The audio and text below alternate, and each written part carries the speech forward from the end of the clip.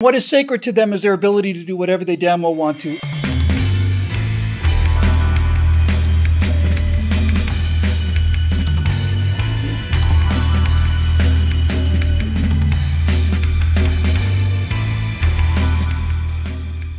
Hi, everybody. Welcome to the Virtue Signal. I'm Bill Whittle with my friend here, Alfonso Rachel, and you probably know the drill by now.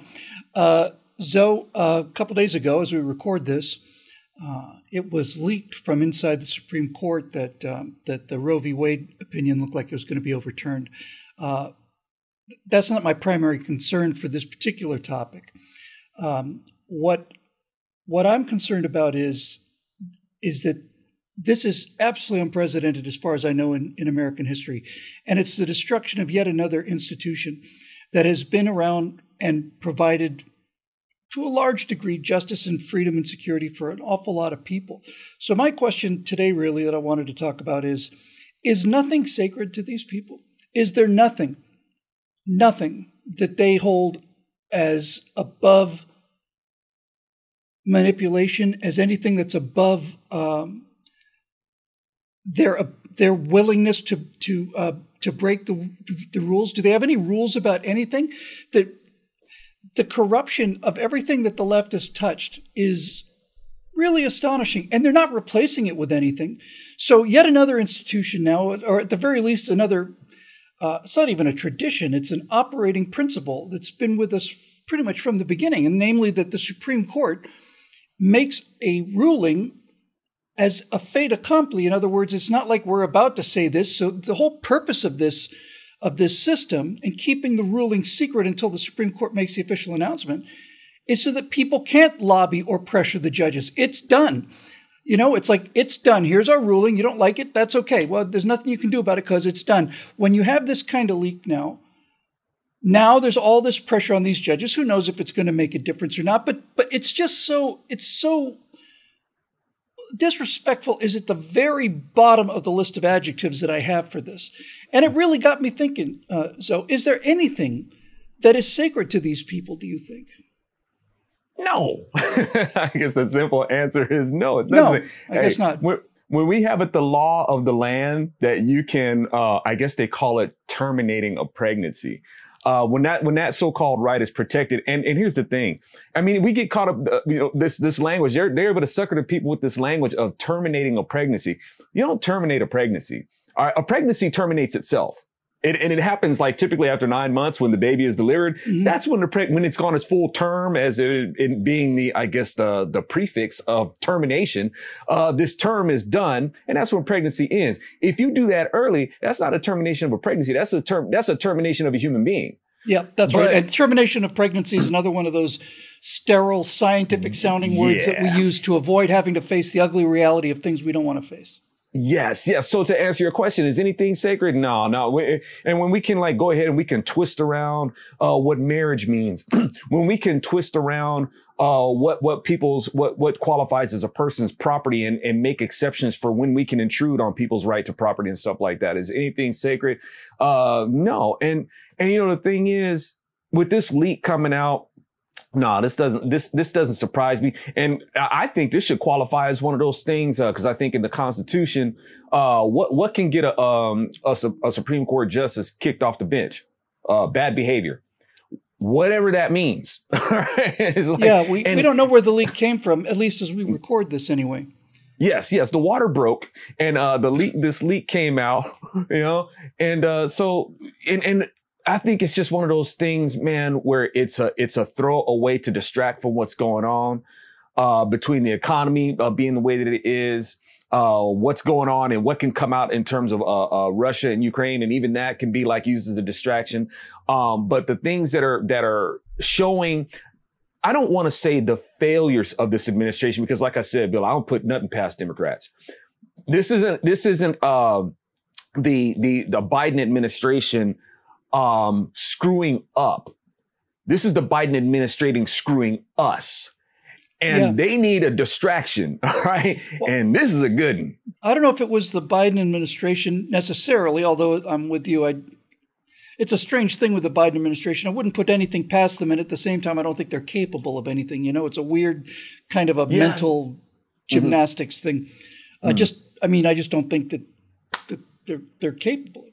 But I think I don't think there's much question that the leak came from a leftist, right? And that this was I've maintained since I've been doing this that there are basically two third rails. The third rail is the electrified rail that you don't step on or else it'll kill you. There are two third rails in politics. On the left, it's abortion, and on the right, it's gun. It's not gun rights; it's gun confiscation. Right? Those are hills that it seems to me like the two sides are willing to die on, more or less. But I'm just struck by. Well, first of all, I'm struck by the fact that you make a really not only a good point, you make the point. It's a little. So your priorities are a little messed up if you're getting the vapors, as I am, about a institutional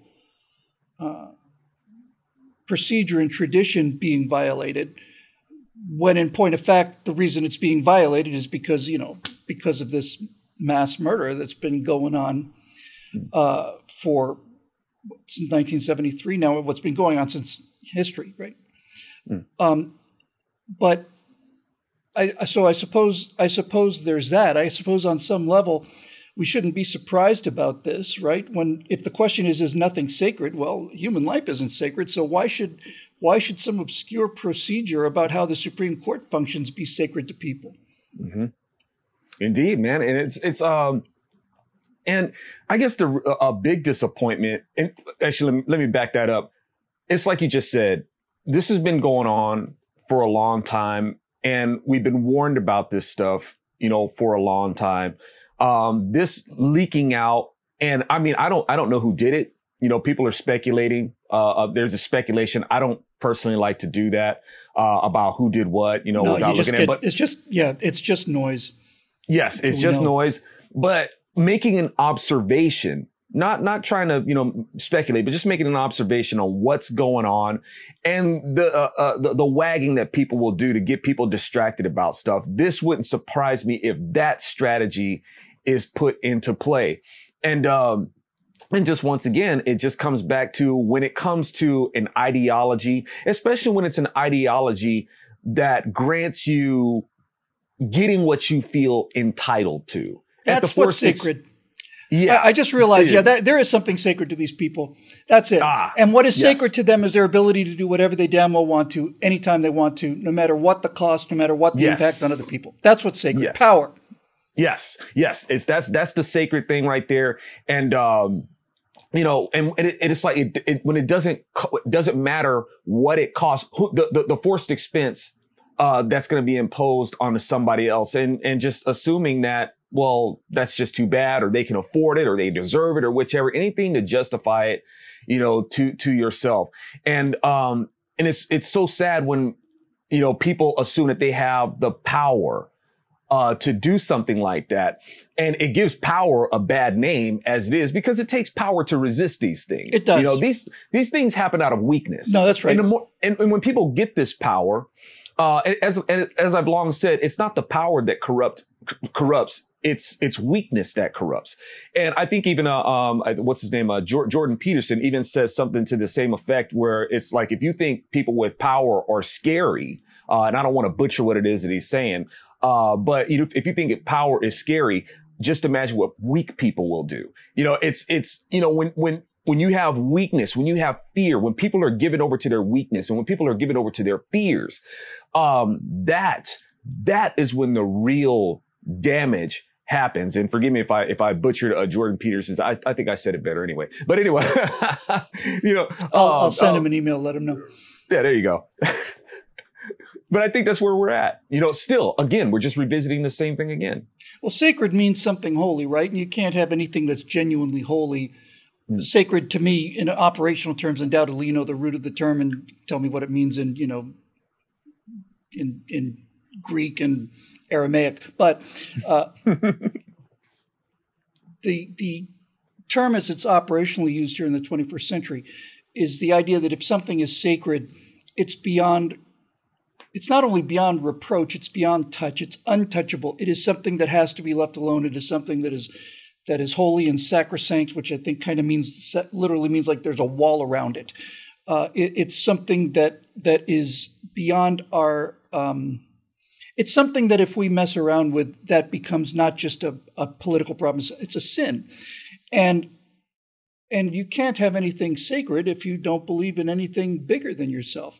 The Middle Ages were kind of a rough time for Christianity and got a pretty bum rap over the course of a couple centuries there, and part of it was deserved. But I was struck by something when you were talking, because during the Middle Ages, and this varied from scales that would range from, on the high end, building cathedrals, which would take hundreds of years. People who started them would never finish them. People who worked in the middle of them never saw the beginning or the end of them.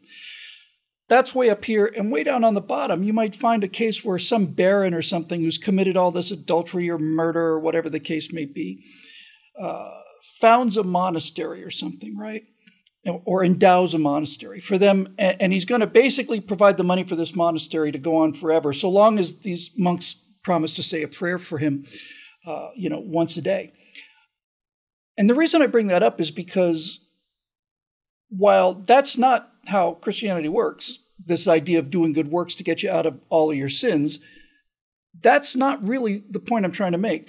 The point I'm trying to make was that fear of God, that fear of the afterlife, fear of judgment, fear of something, caused violent, evil, corrupt people to try to do good out of fear and respect for this divine judgment that was heading their way. And you can look at pretty much all of the Middle Ages as all of the building that was done was basically done, at least the explanation given, was to essentially atone or to get in good with God, And I'm just struck by the fact that if the fear of offending the sacred was so strong that you would commit to a multi-generational, unbelievably expensive task like building a cathedral in a relatively small town. They don't have hydraulic lifters. It's just an enormous that functioning idea of something being sacred, the functioning idea that this is something that's out there, and if I've offended it, or if I've intruded upon it, or if I've violated it, then I have to do something big to make up for that. And if you have that belief, it kind of tends to keep you in more or less in line. And when you don't have that belief, then there is nothing whatsoever to measure the consequences of your, what's the word I'm looking for? It's not violation. It's, it'll probably come to me. When you violate something that's sacred, it's not like defamation. Be sacrilege, blasphemy, defile. Yeah. It's desecration is the word. Okay. It's desecration, basically, desecration. Well, so when we talk about, we're speaking about something sacred, that's one of the things where who can define what's sacred? That's why we have to have like some sort of compass. We have to have a model of because people can call anything that they want sacred. And just as you mentioned earlier, something that a person can find sacred may be something that they just simply feel entitled to.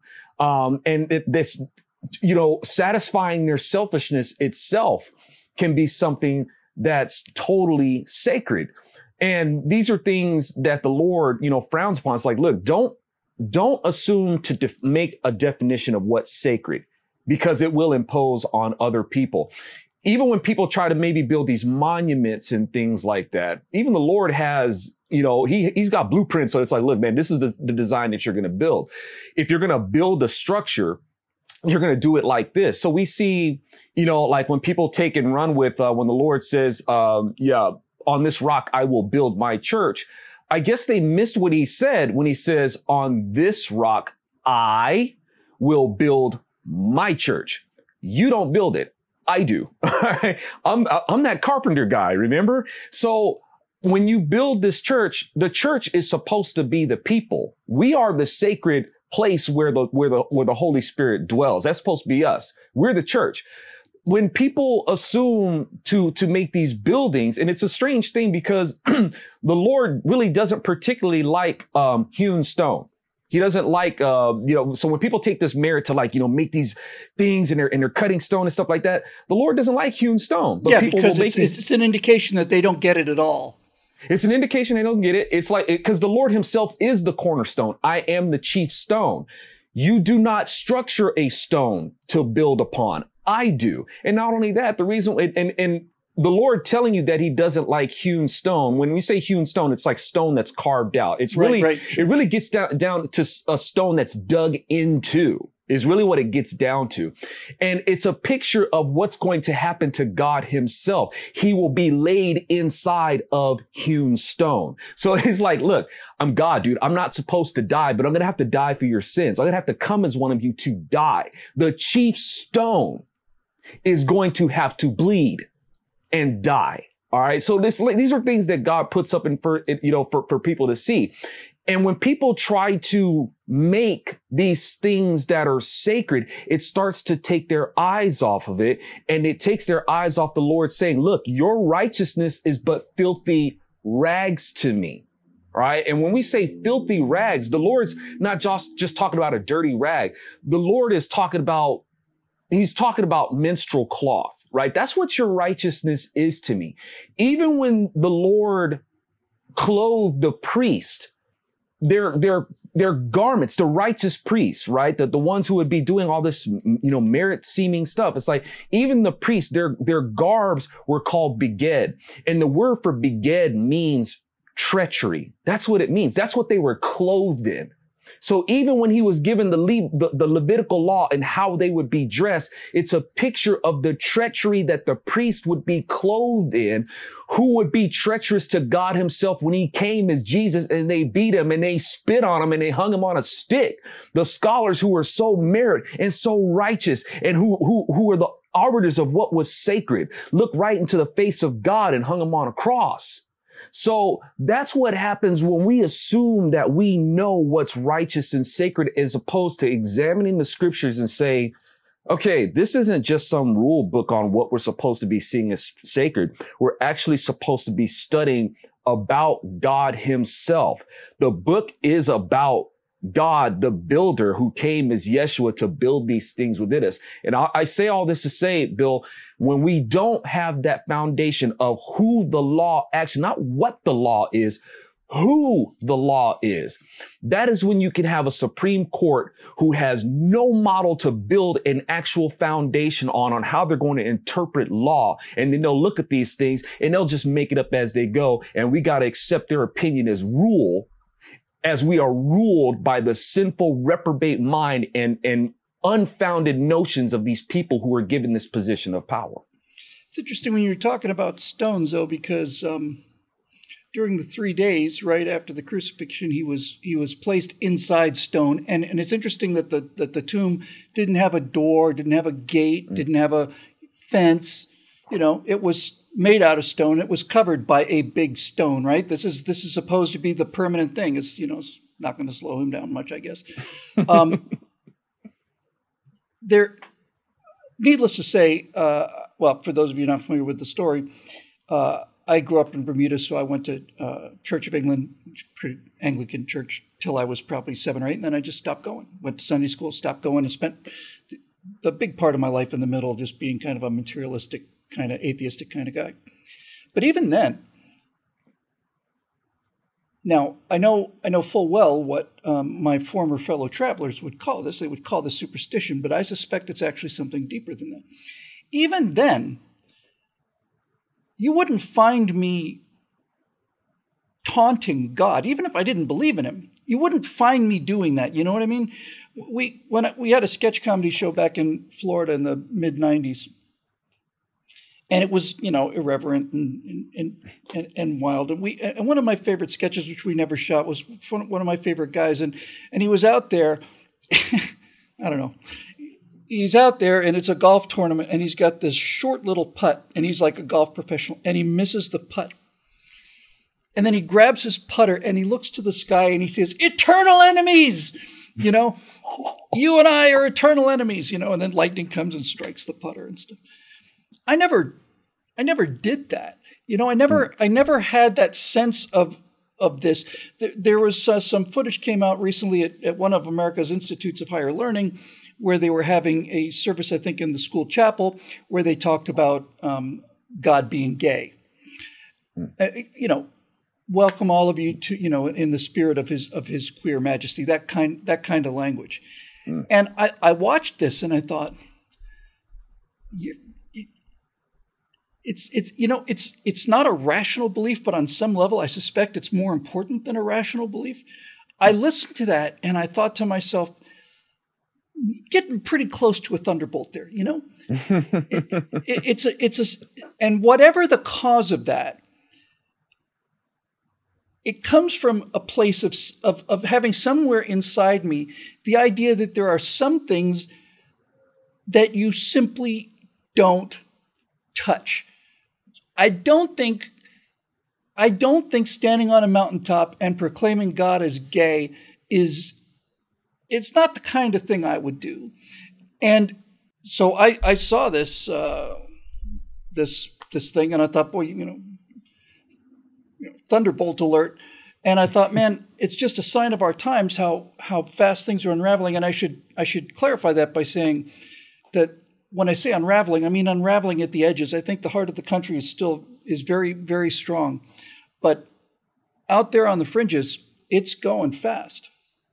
Yeah, I mean, to announce or declare God as gay, why? Why does God have to be gay? What is God's sex life anyway, right? I mean, honestly, it's not just blasphemous and sacrilegious and profane. It's just stupid, It's just dumb.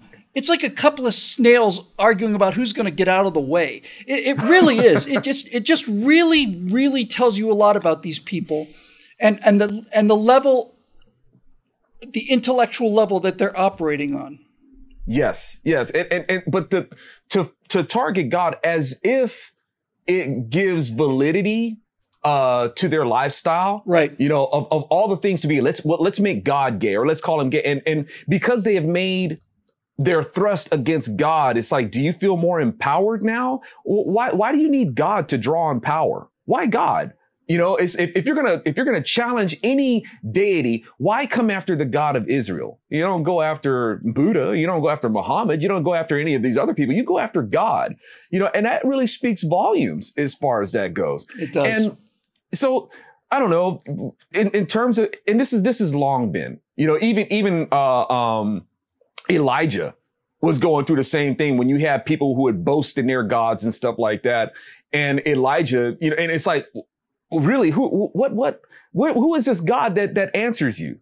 And so Elijah comes in and says, okay, let's have some fun with this. You guys go ahead and dig a pit, and I want you guys to drench it with water and the whole 9 yards, and then starts teasing them. And as you said, it's like, hey man, maybe we need to start ridiculing people. Well, Elijah did. He ridiculed these people so much that they went full on berserk trying to get their gods to answer them, taking out knives, cutting themselves until they gushed with blood, would flagellate themselves, trying to get their gods to answer them. And Elijah says, oh, that's cute, right? Yeah. Well, watch this. How'd that work out for you?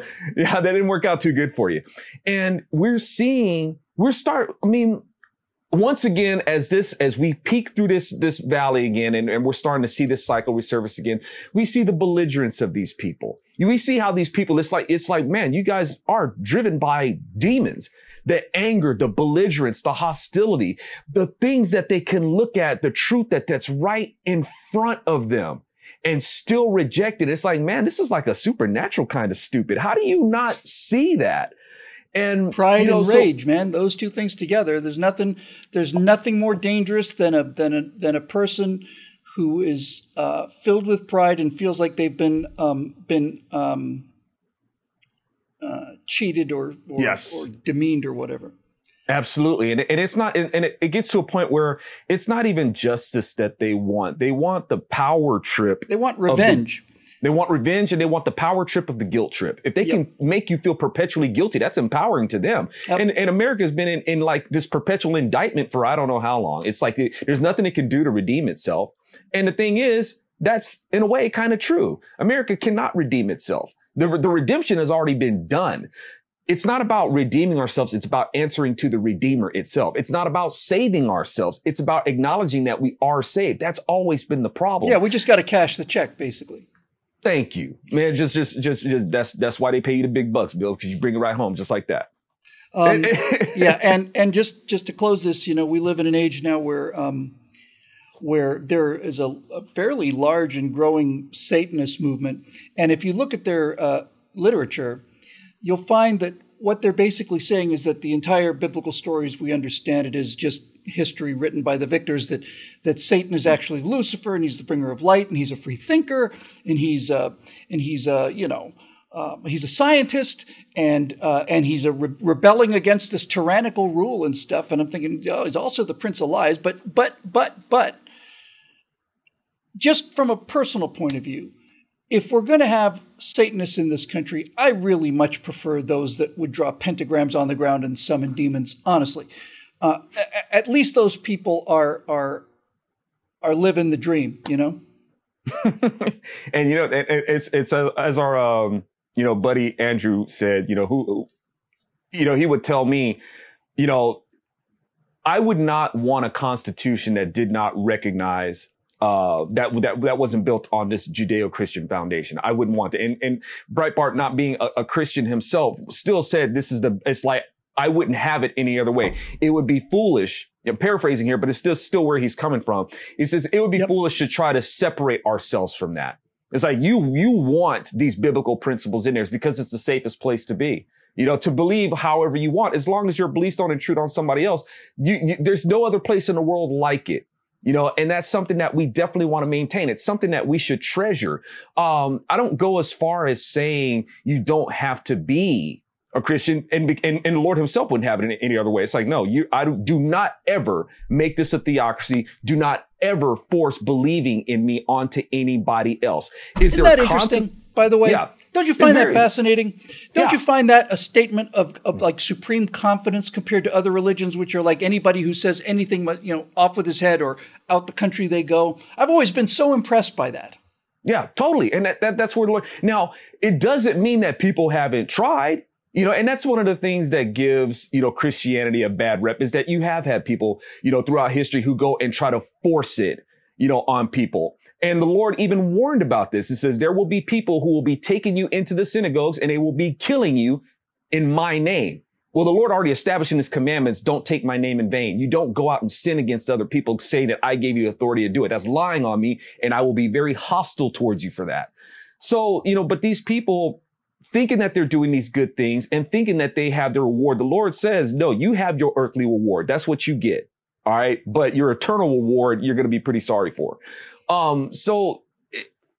People taking these liberties to do these things and thinking that they're doing something good and thinking that they're saving us from something awful. They're doing these things on their own accord, and it doesn't have a good result at all. Correct. And speaking of is nothing sacred, the reason that this system has worked so well and the reason this violation of the Supreme Court trust is so egregious and so disturbing is because, as Andrew said, I think that Constitution is based on principles that makes the Constitution sacred to me.